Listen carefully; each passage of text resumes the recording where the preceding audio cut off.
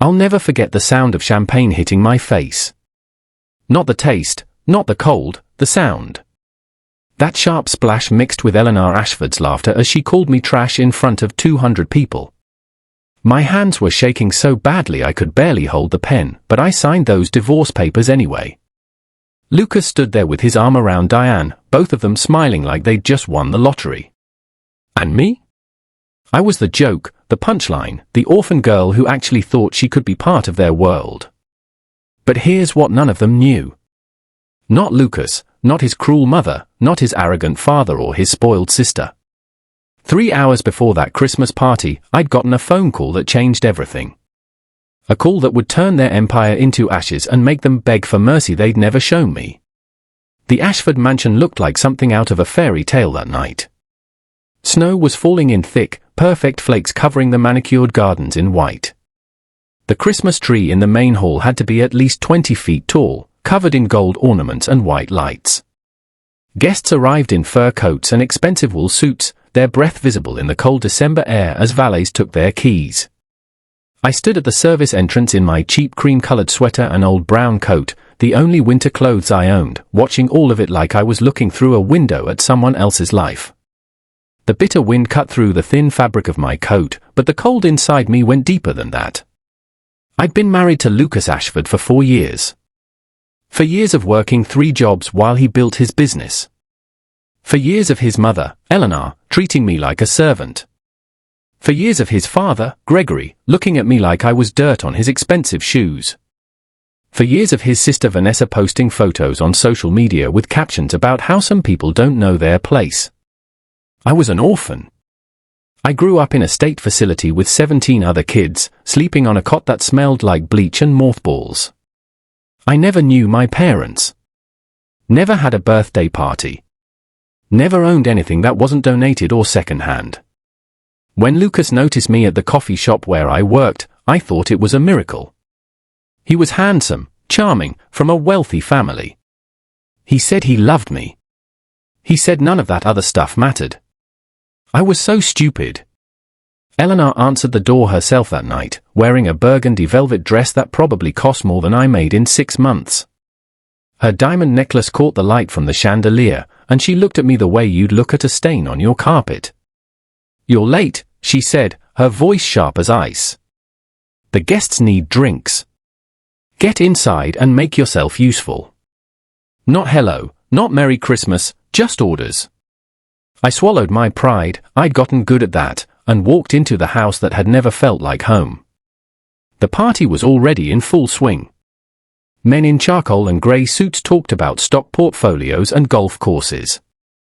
Women in silk dresses and fur shawls laughed about their winter vacations in Aspen and Paris. And there was me, weaving through them with a tray of champagne glasses, invisible except when someone needed a refill. I saw Lucas across the room, and my heart did this pathetic little jump it always did. He was wearing a dark suit that fit him perfectly, his hair styled just right. But he wasn't alone. There was a woman next to him, beautiful, tall, wearing a champagne-colored gown that hugged her like water. Her hand was on his arm. Her perfume probably cost more than my entire wardrobe. Her name was Diane. I'd heard Vanessa mention her before, always in that sing-song voice she used when she was being deliberately cruel. "That's Diane Richardson," Vanessa had told me once. Her father owns Richardson and Associates. You know, the biggest law firm in the state. She's perfect for Lucas. Actually went to college, has a family. Not like some people. I'd pretended not to hear. I pretended a lot. The night got worse fast. Gregory cornered me near the kitchen, his breath smelling like cigars and whiskey. "You know what you are, Magnolia? You're a charity case. We let Lucas marry you because he felt sorry for you. But charity has limits." My hands tightened around the tray. "I've worked hard. I helped build." "You helped nothing," he cut me off, his voice low but sharp enough to cut glass. "You're a waitress, a cleaner. You think scrubbing toilets and serving coffee makes you worthy of this family? You're an embarrassment." I wanted to scream. I wanted to throw the tray at him. Instead, I said nothing. I just walked away, blinking back tears because that's what I always did. I survived. I endured. I told myself it would get better. Then Lucas called for everyone's attention. The room went quiet. He was standing on the raised platform near the Christmas tree, Diane right beside him. My stomach dropped. I knew before he even opened his mouth. I knew. "Thank you all for coming tonight," Lucas said, his voice carrying across the room. "I have an important announcement to make." He looked directly at me. For years ago, I made a mistake. I married someone I thought I loved, but I've realized that mistake has held me back long enough. People were staring at me now. All of them. Some looked uncomfortable. Most looked entertained, like they were watching a particularly juicy scene in a reality TV show. Lucas pulled out papers from his jacket pocket. "Magnolia, these are divorce papers. I'm correcting my mistake tonight in front of everyone who matters, so there's no confusion about where we stand." The room started spinning. Eleanor stepped forward with this triumphant smile on her face. She'd planned this. They all had. "Sign them," Gregory said loudly. "You came from nothing. You'll leave with nothing. That's what the prenup says." I walked toward Lucas on shaking legs. My face was burning. People were recording on their phones. Vanessa was literally live streaming this, laughing with her friends in the corner. "Did you really think you belonged here?" Diane whispered as I got close. "Look at you. Look at your clothes, your background. You're nobody." Lucas handed me a pen. The papers were already open to the signature page. I tried to read them, but the words were blurry through my tears. Prenuptial agreement. 0 assets, 0 compensation. That's when Eleanor threw her champagne in my face. The liquid was cold and sticky, soaking into my sweater. The glass shattered on the marble floor. The room gasped, then went silent. "That's for wasting 4 years of my son's life, you filthy beggar," Eleanor said, her voice dripping with disgust. I signed. My hand was shaking so hard the signature didn't even look like mine. But I signed. What else could I do? I had nothing. I was nothing. At least that's what they'd convinced me to believe. Lucas handed me 5 $100 bills. "Consider it charity," he said, loud enough for everyone to hear. Security guards grabbed my arms, actual security guards like I was a criminal, and dragged me toward the door. People were laughing, taking pictures. Vanessa shouted, "Bye, trash. Don't come back." They threw me out the front gates into the snow. My wedding ring slipped off my frozen finger and disappeared into the white. I didn't bother looking for it. I walked for what felt like hours, the cold seeping through my wet clothes. Snow fell harder, blanketing everything in silence. I didn't cry.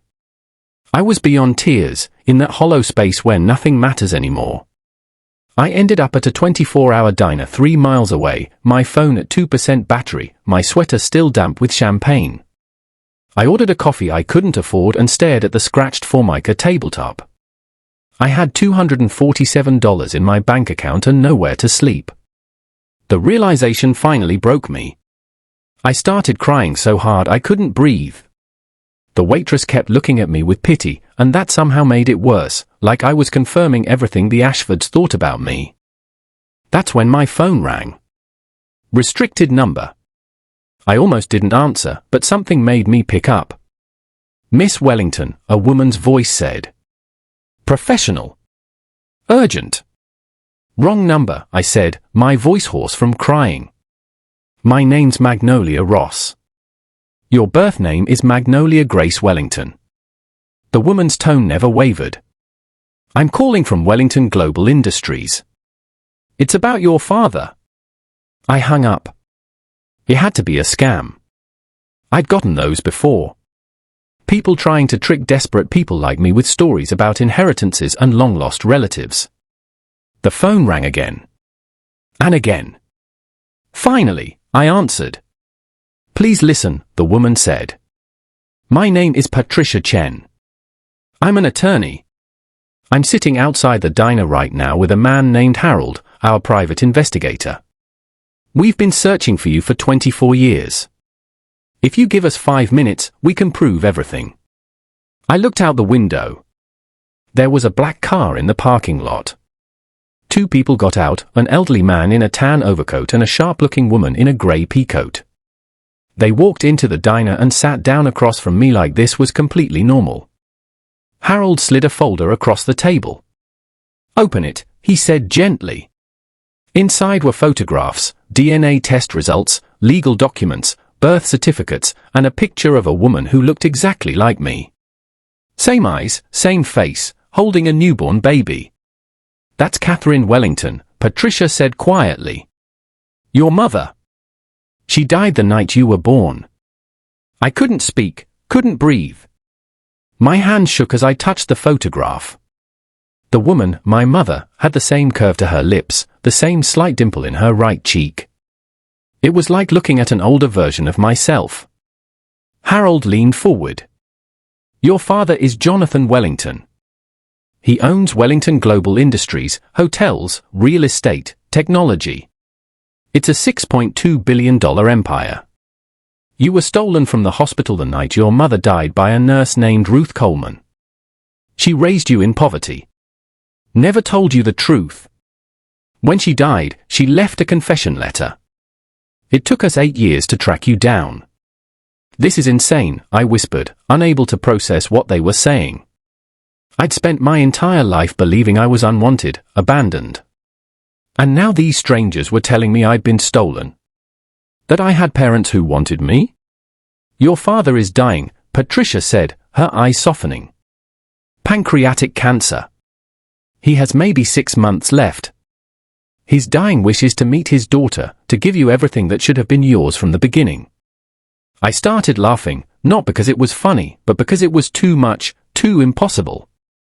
A few hours ago, I was being thrown out of a mansion like garbage, and now these people were telling me I was a billionaire's daughter. Prove it, I said. Patricia pulled out her phone and called someone. An hour later, I was in a private car driving through streets I didn't recognize. We passed through gates even more impressive than the Ashfords, up a winding driveway lined with ancient oaks. The estate that came into view made the Ashford mansion look like a garden shed. The interior was a blur of marble and antiques, but I wasn't focused on any of it. My attention was fixed on the man waiting for us in a grand study. He sat in a wheelchair with an oxygen tank beside him.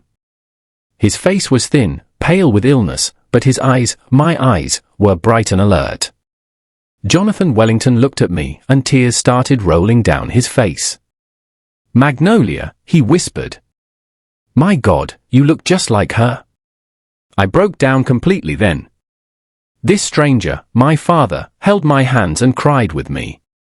He told me about my mother, how they'd met in college, how brilliant she was, how excited they'd been about having a baby, how she died from complications, and how he'd woken up to find his daughter gone. How he'd never stopped searching. I failed to protect you once, he said, his voice weak but determined. I won't fail again. But then Patricia dropped another bomb. Jonathan's younger brother, Raymond, had been running the company for years. He thought Jonathan had no heir. Raymond was cruel, corrupt, and had been stealing from the company for years. If you reveal yourself now, you could be in danger, Patricia warned. We need evidence against him first. You need to stay hidden, learn the business, and then when we're ready, we take back what's yours. Before I continue, make sure you hit that subscribe button. I agreed. But I had one condition. I want to destroy the Ashfords first, I said, thinking of the champagne, the humiliation, the years of abuse. They deserve to know what it feels like to lose everything. That night, I slept in a bedroom bigger than the entire apartment I'd shared with Lucas. The sheets were softer than anything I'd ever felt, but I couldn't sleep. Every time I closed my eyes, I saw Eleanor's smirking face, heard Lucas's voice announcing our divorce to a room full of people. At dawn, I found Jonathan already awake, sitting by the window in his study. Despite his illness, he had an aura of power about him. This was a man who had built an empire from nothing, who had survived grief that would have broken most people. "I want to know everything," I said, sitting across from him. "About you, about my mother, about what happened to me." He nodded and began to speak.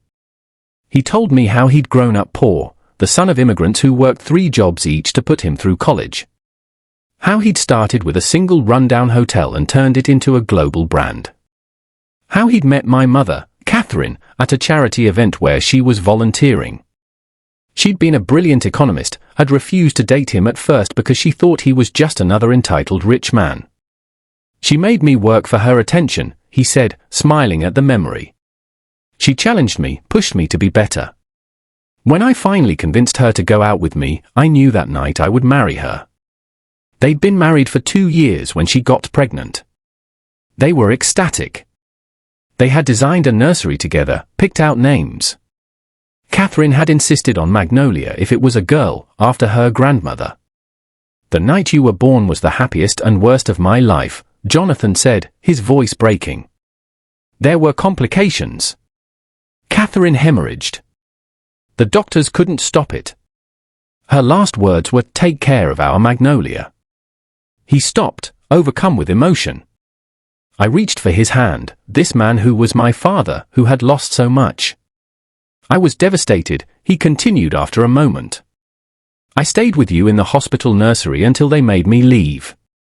When I came back the next morning, you were gone. The hospital went into lockdown. Police were called. But no one could find you. The nurse who had been caring for you, Ruth Coleman, had disappeared too. I thought about Ruth, the woman I'd called aunt my entire life. A stern, quiet woman who never spoke about her past, who never showed much affection.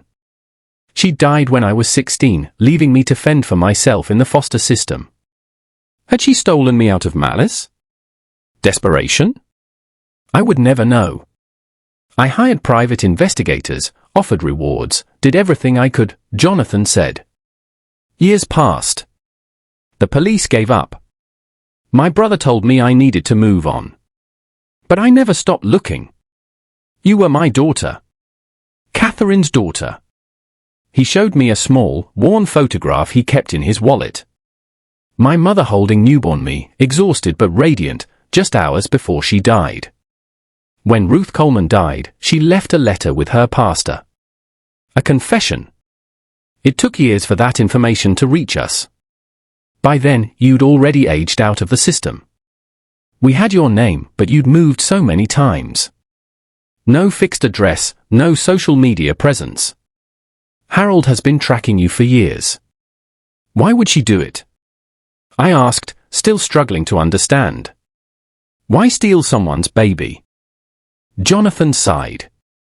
The police investigation found that Ruth had lost a baby a few months before. Stillborn. She had a breakdown. Somehow, she was still working at the hospital.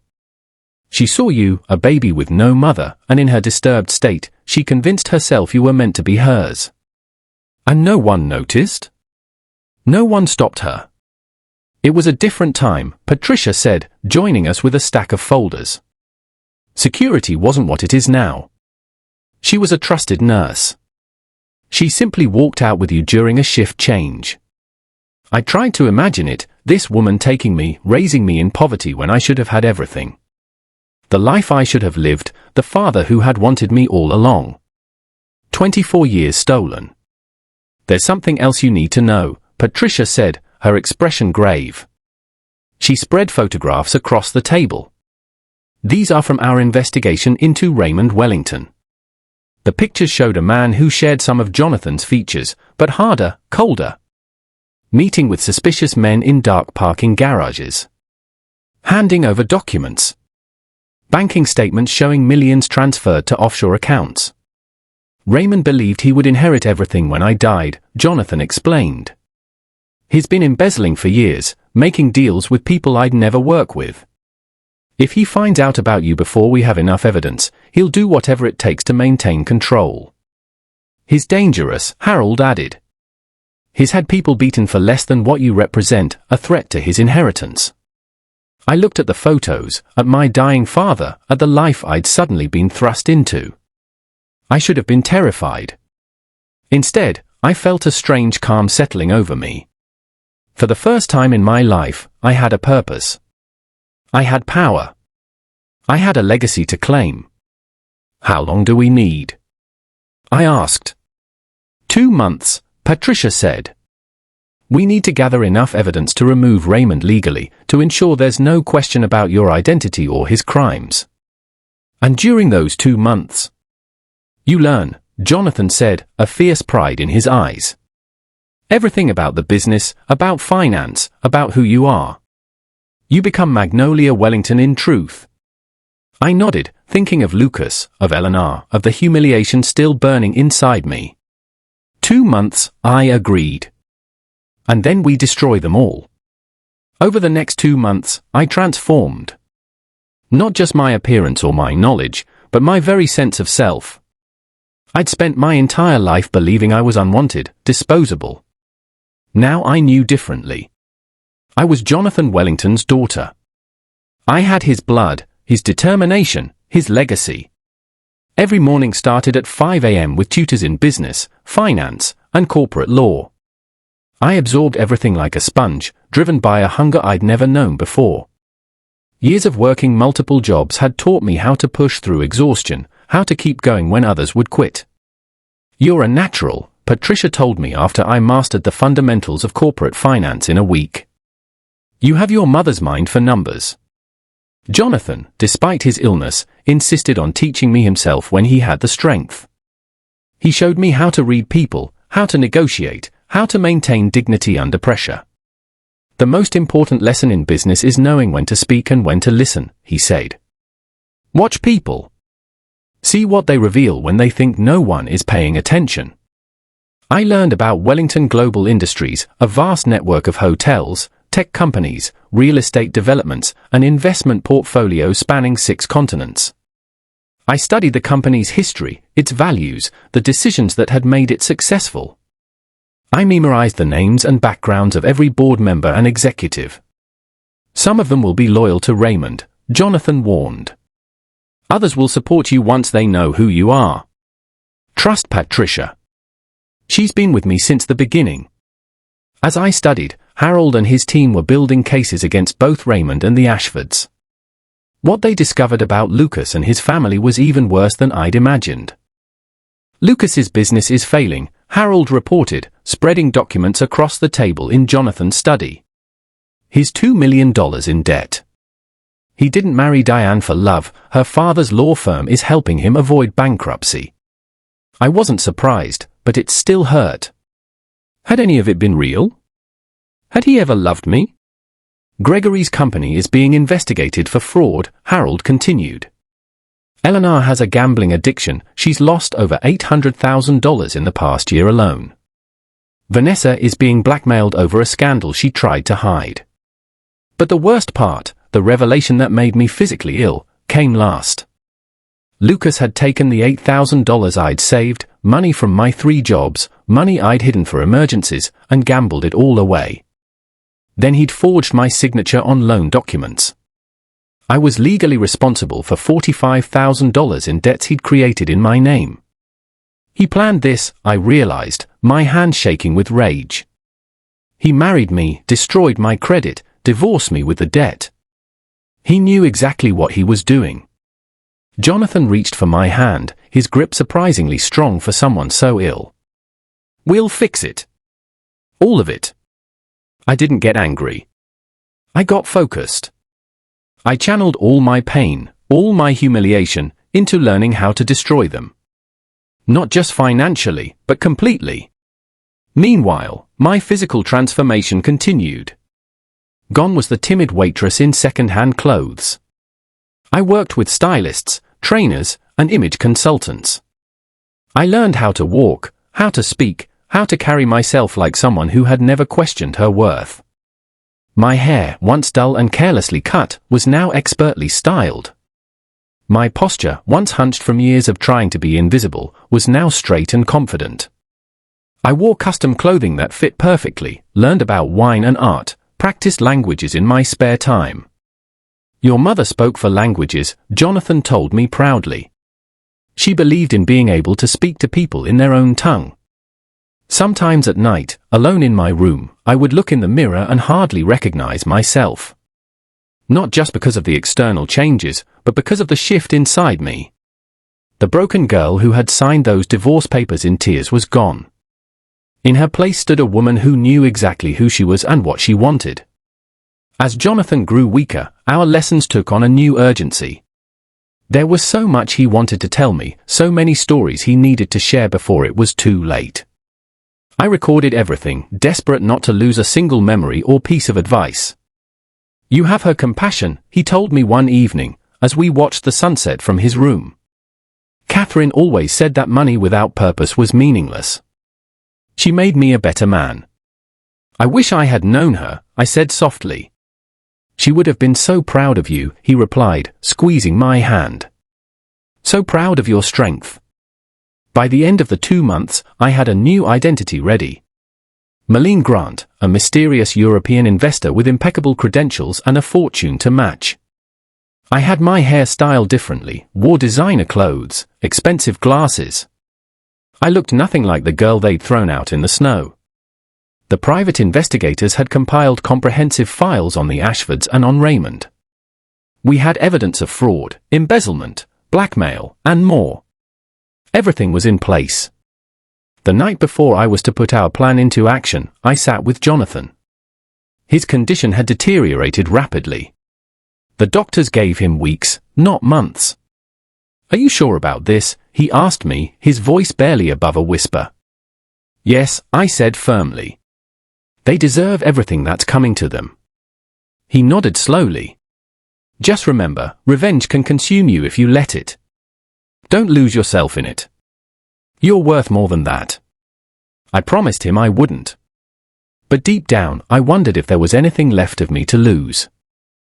The morning I approached Gregory Ashford's company as Malene Grant was surreal. I walked into the building where Lucas had his offices, the same building I'd visited countless times as his wife. No one recognized me.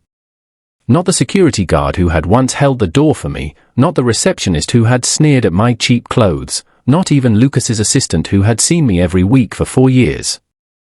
I have an appointment with Mr. Ashford, I said in the crisp, slightly accented English I'd practiced for weeks. Malene Grant, Eurotech Investments. I was shown to a conference room where Gregory, Lucas, and several board members waited.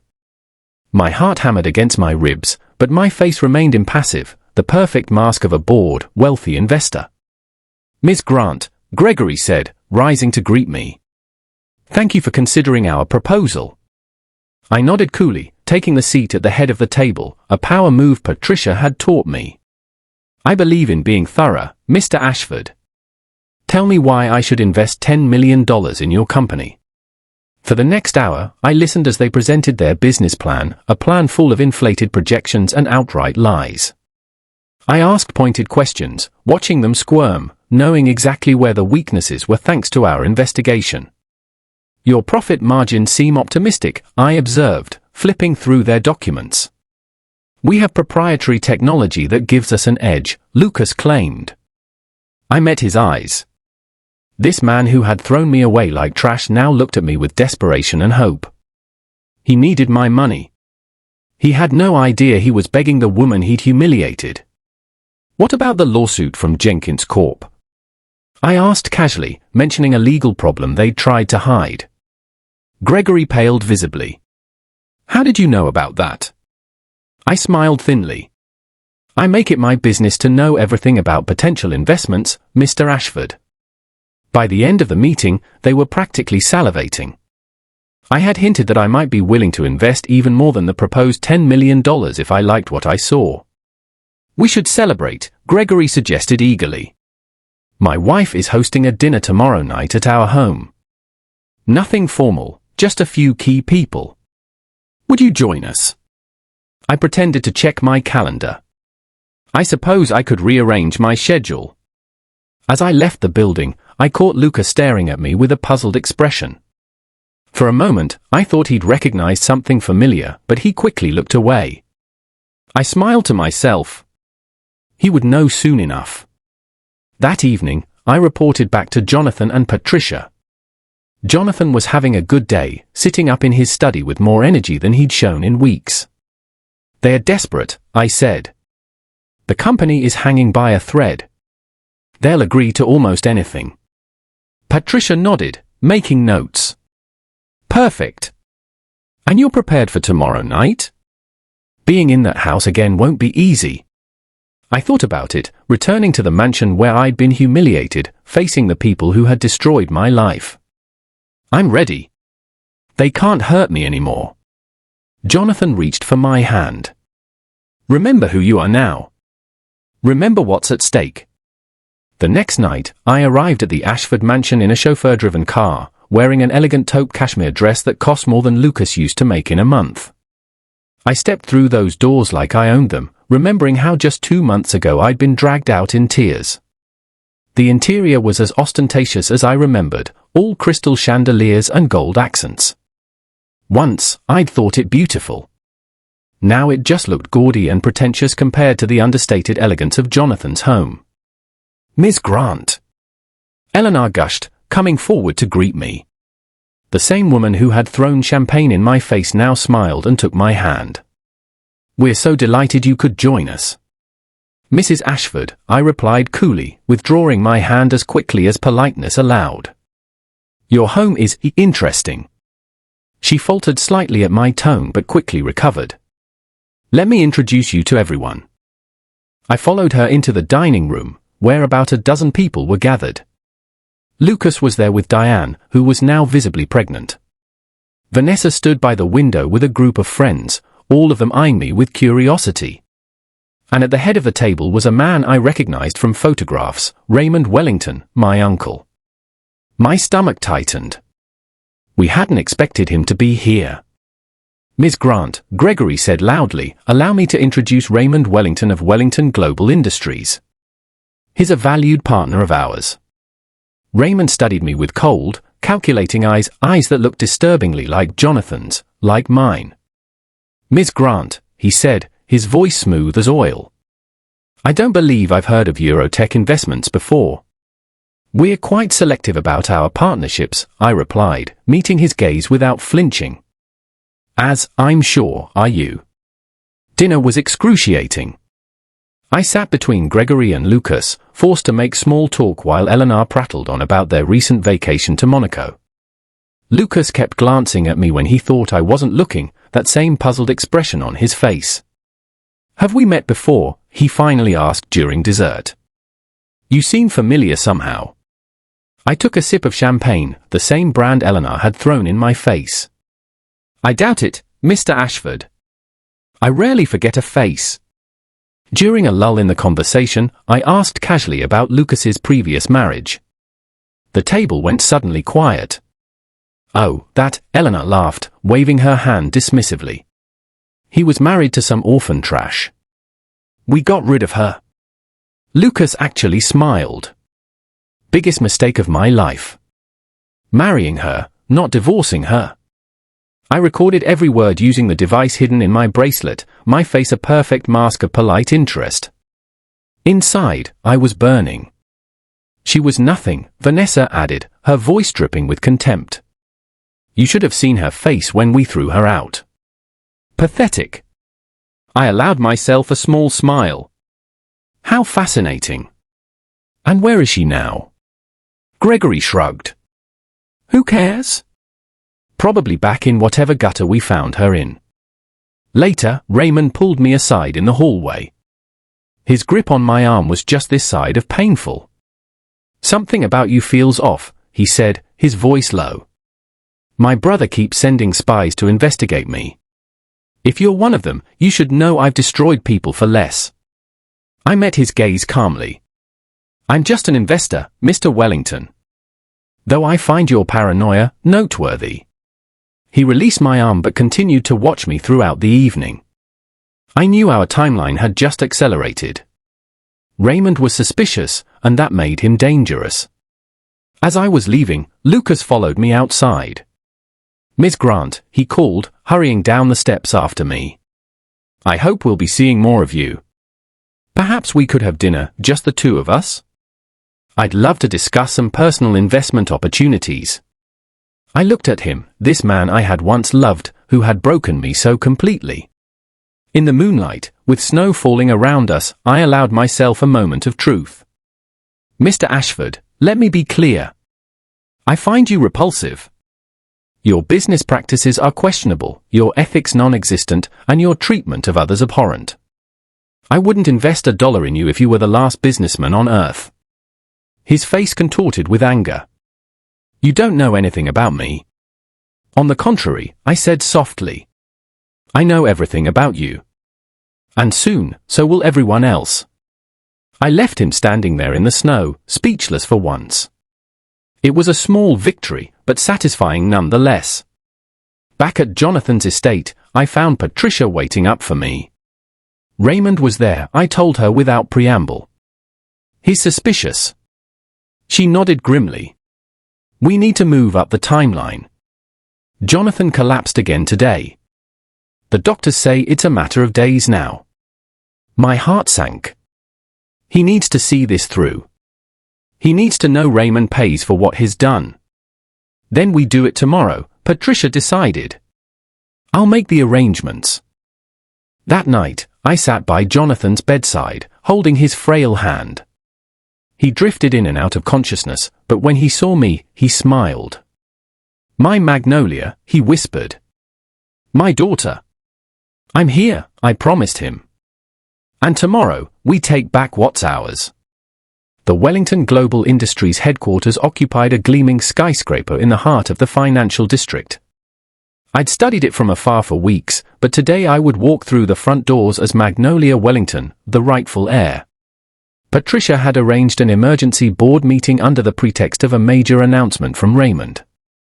All the key players would be there, the board members, major shareholders, and, thanks to a carefully worded invitation, the Ashfords. The media had been tipped off about a potential merger announcement, ensuring maximum coverage. I stood in my father's study, dressed in a burgundy wool dress that made me look both powerful and formidable. Jonathan was too weak to attend in person, but he would be watching via a secure video feed. Are you ready? Patricia asked, adjusting my collar. Once we walk into that room, there's no going back. I nodded. I've been ready my entire life. I just didn't know it. The drive to the headquarters was silent. I reviewed our evidence one last time, documents proving Raymond's embezzlement, the Ashford's fraud, Lucas's forgery of my signature. Everything was in place. When we arrived, security was waiting to escort us up to the executive floor. The conference room was packed. Raymond sat at the head of the table, looking confident and relaxed. The Ashfords clustered near him, Gregory and Lucas flanking him like loyal lieutenants, Eleanor and Vanessa seated nearby. Cameras flashed as I entered. Confusion rippled through the room. This wasn't Malene Grant, the investor they expected. This was someone new, someone who walked with absolute authority. Raymond stood, frowning. What is the meaning of this? Who are you? I walked to the podium, Patricia beside me. I took a deep breath, feeling the weight of this moment, of my father watching, of 24 years of lies about to end. My name is not Malene Grant, I said, my voice steady and clear. I removed my glasses, letting everyone see my face, my mother's face, my father's eyes. My name is Magnolia Grace Wellington. I am the daughter of Jonathan Wellington and the sole heir to Wellington Global Industries. The room exploded. People were shouting, cameras were flashing. Raymond's face went white with shock, then red with fury. This is absurd, he sputtered. My brother had no children. This is some kind of scam. I nodded to Patricia, who projected DNA test results on the screen behind me. These tests confirm that I am Jonathan Wellington's biological daughter.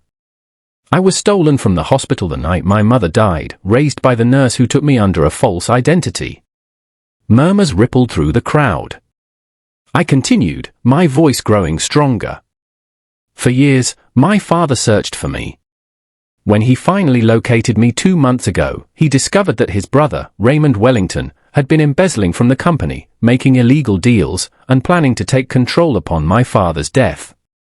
I gestured, and Patricia switched the projection to financial records, emails, and photographs of Raymond's illicit meetings. I have evidence that Raymond Wellington embezzled $50 million from this company. Federal agents are outside ready to arrest him. On cue, agents entered the room. Raymond tried to run. They tackled him to the ground as he screamed that I was an imposter, that I was lying. The cameras caught every second of it. I turned to Gregory Ashford, who was trying to edge toward the door. I also have evidence that Gregory Ashford engaged in fraud and illegal real estate schemes with Raymond Wellington. More agents entered. Gregory was handcuffed as Eleanor started screaming, her perfectly made-up face contorted with rage and fear. "You can't do this," she shrieked.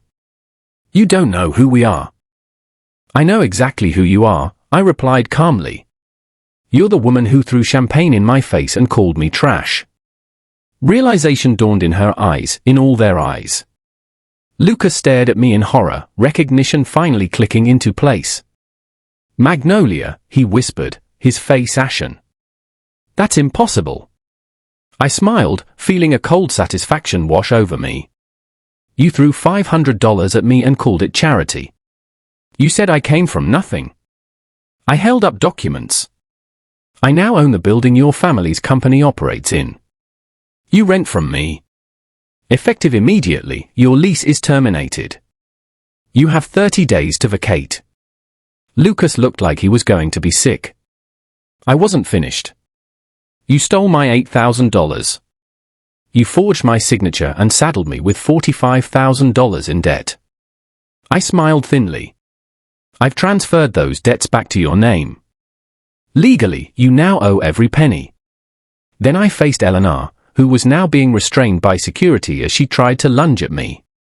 "Wellington Industries is pulling every investment from Ashford Corporation. Your company will collapse within weeks." Eleanor fell to her knees, sobbing. For months ago, the sight would have broken my heart. Now I felt nothing. Finally, I turned to Diane. "You're pregnant with another man's child. Lucas doesn't know, does he?" I projected text messages on the screen behind me. Diane and a man named Eric, planning the whole scheme. Lucas stared at them, then at his wife, who couldn't meet his eyes. "You used me," he said, his voice hollow. "All of you. My own family. Now you know how it feels," I told him quietly. I walked out of that room with my head high. Behind me, I could hear them screaming, crying, destroying each other. The media swarmed, cameras flashing, reporters shouting questions. I ignored them all, walking straight to the car where Harold waited. "Take me to my father," I said. Jonathan died 3 days later. I was holding his hand. His last words were, "Your mother would be so proud." The funeral was private, just me, Patricia, Harold, and a few longtime employees who had remained loyal. I stood at his grave beside my mother's, a daughter finally able to mourn parents she had barely known. "I'll make it right," I promised them both. Everything they built, everything they stood for. I'll protect it all. The weeks that followed were a whirlwind.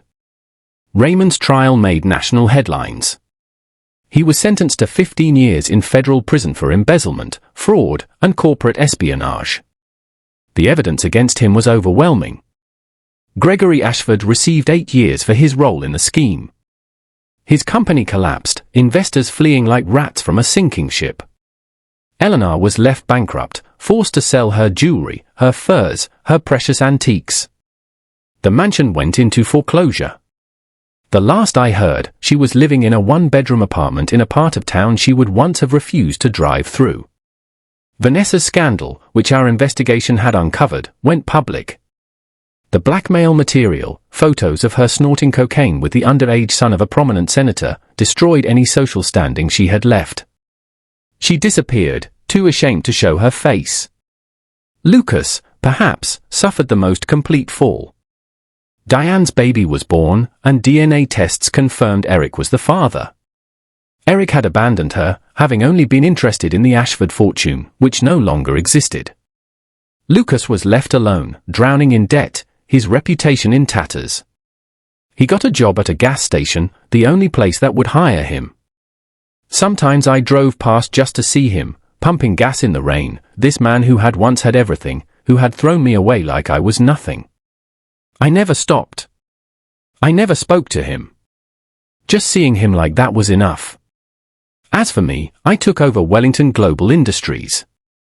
I cleaned house, firing everyone who had been loyal to Raymond, bringing in people who shared my father's vision of ethical business practices. I moved into my father's, our estate, sleeping in the room that had been prepared for me 24 years ago. At night, I would sit in my father's study, looking at photographs of my parents. I tried to imagine the life I should have had, the childhood I'd been denied. Sometimes the grief of it, the sheer waste, would overwhelm me. But there was work to do. I threw myself into learning every aspect of the business. I was Jonathan Wellington's daughter, and I would make him proud. 6 months after my father's death, I stood in my office, his office, looking out over the city. Wellington Global Industries was thriving. I'd implemented new policies, invested in affordable housing projects, created scholarships for orphan children. I was using my fortune to help people who had been like me, forgotten and alone. Patricia knocked and entered with a stack of reports. The board meeting went well, she said. They're impressed with the third quarter profits. I nodded, still looking out the window. And the Ashfords? Gregory is still in prison. Eleanor has been hospitalized for depression. Vanessa was spotted in Mexico, trying to rebuild her life under a different name. Lucas. She hesitated. Tell me, I said. Lucas tried to contact you. He left a letter with security downstairs. I turned, surprised. What did it say? I didn't open it. It's your decision if you want to read it. She placed a sealed envelope on the desk.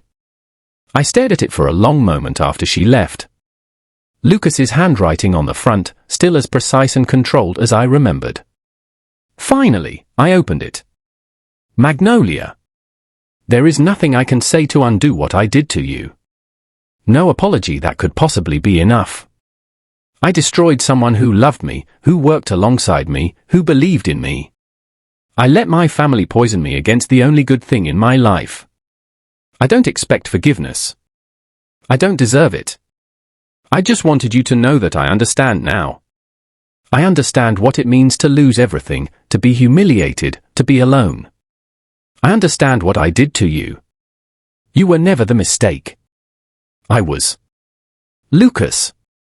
I read it twice, then slowly tore it into pieces and dropped them into the trash. There was no satisfaction in his suffering anymore, no joy in his destruction. Just a hollow emptiness where my rage had been. That weekend, I visited my parents' graves. Snow was falling, just like it had been that night at the Christmas party. I placed flowers on both headstones and stood there in silence, the cold wind whipping around me. I was never the trash they said I was, I whispered. I was always your daughter. As I walked away, I realized something had shifted inside me. The need for revenge that had driven me for so long was gone. In its place was something quieter, something that felt more like peace. 1 year after I signed those divorce papers in tears, I sat in the boardroom of Wellington Global Industries, reviewing our annual reports. The company had not just recovered from Raymond's embezzlement, it was thriving. Our stock had doubled. Our charitable foundation was changing lives. Ms. Wellington, my assistant said, poking her head in. The orphanage director is here for your meeting. I nodded, setting aside the reports. This meeting was more important than quarterly profits. The Wellington Children's Foundation was my most personal project. We'd built state-of-the-art facilities for orphan children, providing not just shelter but education, therapy, and opportunities. No child would sleep on a cot that smelled like bleach and mothballs, not if I could help it. Maria Chen, the director we'd hired to oversee the project, entered with a warm smile. The construction on the new wing is ahead of schedule, she reported. And the tutoring program is showing remarkable results. What about the college scholarships? I asked. Are we reaching enough children? 28 this year alone. Children who would never have had the chance otherwise. I nodded, satisfied. This was my real revenge against the system that had failed me, not destruction, but creation. Building something better for those who came after me. After Maria left, I stood at the window, watching the city below. So much had changed in a year. I'd changed. The raw, burning need to make the Ashfords suffer had faded, replaced by something more constructive. That evening, I attended a charity gala, not as a waitress carrying champagne trays, but as the keynote speaker. I wore a simple but elegant black dress, my mother's pearls around my neck. As I took the stage, I looked out at the sea of faces. Some of them had been at that Christmas party a year ago. They looked at me differently now, with respect, even awe. Many of you know my story, I began. The stolen child, the lost heiress. But tonight, I want to talk about the children who don't have happy endings to their stories. The ones still waiting for someone to notice them, to give them a chance. After my speech, I mingled with donors, securing commitments for the foundation. I was good at this now, the small talk, the subtle persuasion. I'd learned how to use my power and influence for something meaningful. As the evening wound down, I stepped outside for a moment of quiet. The night was clear and cold, stars bright overhead. I thought about how far I'd come from that girl shivering in the snow outside the Ashford mansion. Miss Wellington. I turned to see a young woman in a catering uniform, barely 20, looking nervous. Yes? I just wanted to say thank you. I'm in the scholarship program. I never thought I'd be able to go to college, and now. She trailed off, emotional. I smiled at her. What's your name? Grace, she said. My middle name. My mother's choice. I felt a shiver that had nothing to do with the cold. Keep working hard, Grace. The world needs what you have to offer. Later that night, I drove past the gas station where Lucas worked. It was closed now, dark and empty. I'd heard he'd left town months ago, unable to face the ruins of his life. I felt nothing, no triumph, no pity, not even anger anymore. He was part of my past, not my future. I returned to my estate, my home now, truly my home. In the study that had been my father's, I kept photographs of my parents on the desk. I liked to think they were watching over me, guiding me. I picked up my mother's picture, tracing her face with my finger.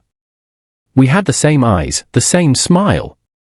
I wondered what advice she would give me now, what she would think of the woman I'd become.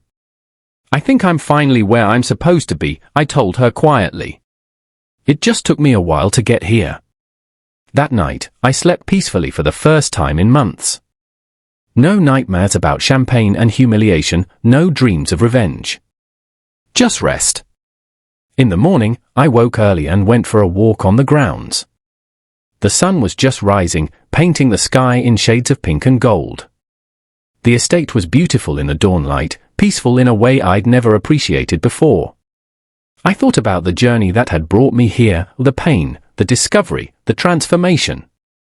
I'd gone from signing divorce papers in tears to owning everything the Ashfords had tried to take from me.